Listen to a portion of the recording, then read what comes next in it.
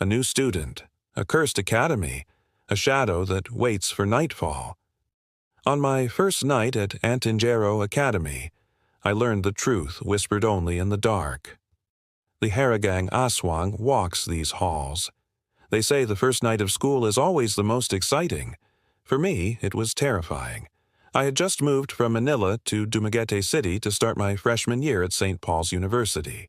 My grandmother, who I hadn't seen in years, was finally taking me to Mass. And as we entered the church, I saw him.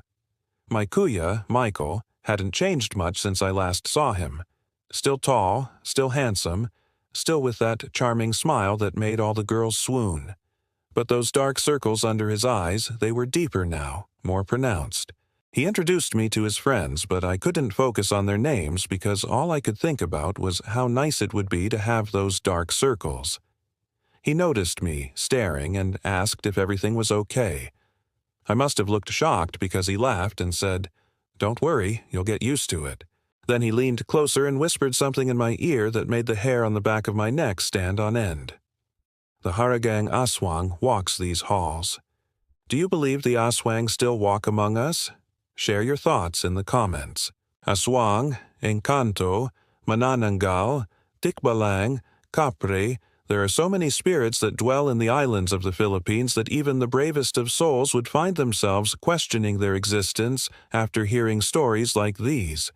Some say it's just folklore, a way for our ancestors to scare their children into behaving. Others know it's a warning, a reminder that evil does exist and it takes many forms. The following night, I heard screams in the girls' dormitory. They sounded like they were in pain, like they were being stabbed over and over again. When I woke up the next morning, I found out that no one else had heard anything. I thought I was going crazy. Was it just stress from transferring schools? Had I really heard screams, or had I imagined them? Days turned into weeks, and I tried to convince myself that what I heard that night was just a figment of my imagination. Then, one night, I saw it. A shadow detached from the darkness, taking shape as it approached me. It looked like an emaciated old woman with long, sharp claws. She was hunched over, and I could hear her breathing, raspy and shallow like she was sucking in her own saliva. Her eyes glowed red in the darkness, and she seemed to be beckoning me with a gnarled finger. This is a true Philippine horror story. Do you dare share it with a friend tonight?